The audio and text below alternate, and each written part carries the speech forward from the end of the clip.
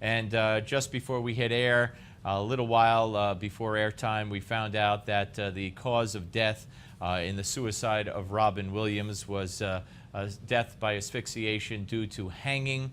The actor hanging himself with a belt. There were also cuts, superficial cuts on his left wrist that were apparently made with a knife. Police say that they're not commenting right now on whether or not a suicide note was found, and that will be addressed at a later press conference, as will other details, along with toxicology reports, which could take weeks before they are made available, or become available, I should say. All right, I want us to listen to this and view this, and then we're going to be joined by John Nagl and talk more about it. Everybody watch.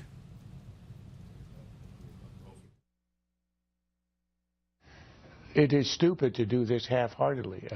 Masroor Barzani, who's the head of intelligence and security in Kurdistan, commenting on the U.S. aid, he thanked the U.S. for its aid, but said it's too little and too late. As usual with Obama, he said if we had done this earlier, it wasn't a mystery. ISIL, it took Fallujah, it took Anbar, then it took Mosul.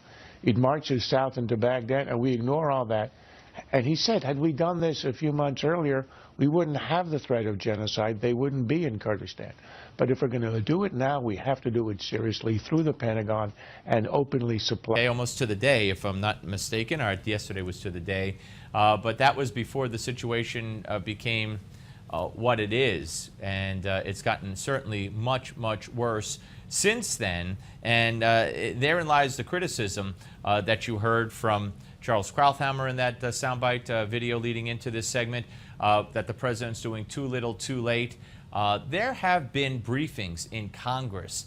There have been hearings in Congress for years talking about ISIS and talking about their plans for a caliphate.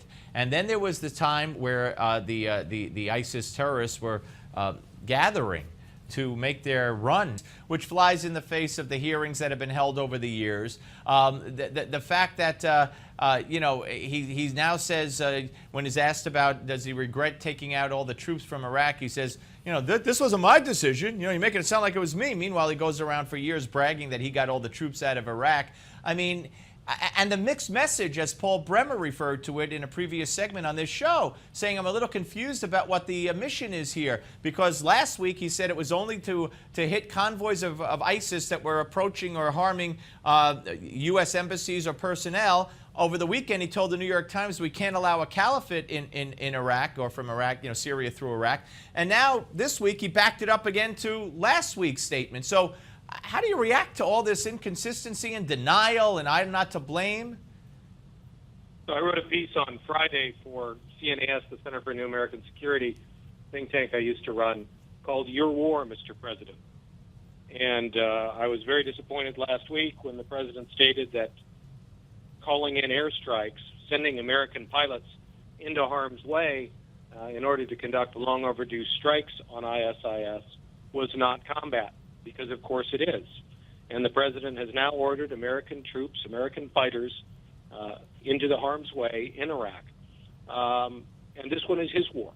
It's a continuation of an earlier war that goes back decades at this point. I fought in Desert Storm 20 plus years ago this week. That war was just getting started. But this war, current war against ISIS, is on this president's watch. He is responsible for ISIS getting this far, and he is responsible for containing and ultimately, I believe, for defeating ISIS, taken responsibility some months ago. All right, so what should we be doing right now? Should we be hitting from the air every single ISIS convoy, launching site, weaponry, anything we could find that's ISIS related, and just blow it to smithereens? Is that what we should be doing? No. Frankly, it's not that easy, much as we would like it to be. So the fact is that air power, as we saw in Desert Storm, air power can stop forces from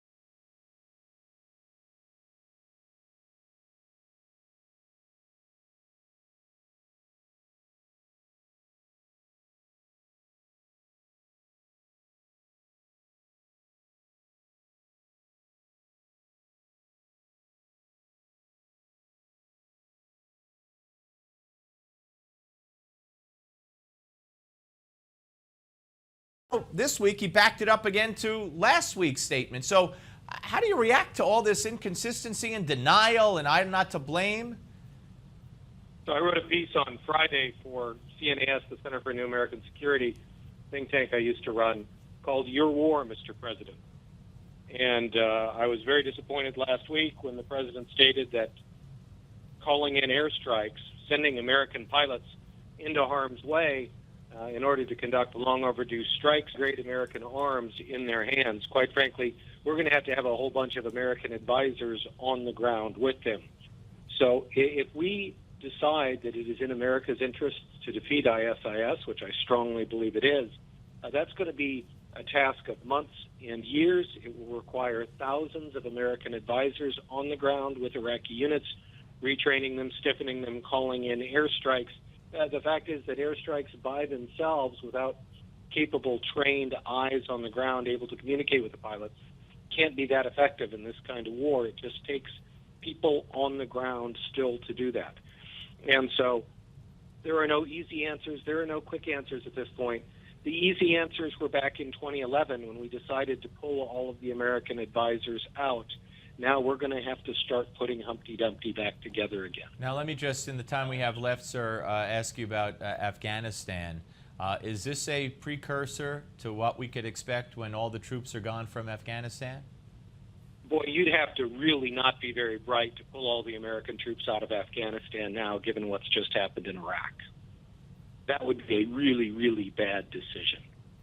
And so the only good thing that could possibly come of this disaster in Iraq right now would be if we changed our current policy and decided to leave a long-term American advisory and special operations force of some 15,000 troops or so in Afghanistan, told the Afghan security forces together to continue to conduct high-level counterterrorism operations to prevent the Taliban and al-Qaeda from regaining ground in Afghanistan that we fought for well over a decade now to keep them from having, because we've given ISIS, which is in some ways worse than al-Qaeda, a home base territory from which to plan and execute attacks in Syria and in Iraq. The last thing we need to do is give them another front in Afghanistan. Yeah. All right, Colonel, thank you very much, sir, for your time. Always great to talk to you. Great to talk to you, sir. Thank you. John Nagl, retired Lieutenant Colonel in the U.S. Army and current headmaster at the Haverford School in Haverford, PA. I don't know why it's so hard for me to say Haverford, but it is. Anyway, very interesting, very insightful conversation with John Nagl. All right, folks, in this hour, we're going to get the memories and the insight into the death, the suicide of Robin Williams from Gerald Mullen, who produced one of his movies, also award-winning, Academy Award-winning producer for Schindler's List. But first, Senior Fellow of National Security Affairs at the Heritage Foundation, Peter Brooks, will be here. And we're going to talk about Iraq and also venture over to Vladimir Putin and find out where we stand with that situation, because we can't overlook that. You can't take your eye off the ball on any of these. So keep it where it is, right here on the Steve Malzberg Show on Newsmax Television.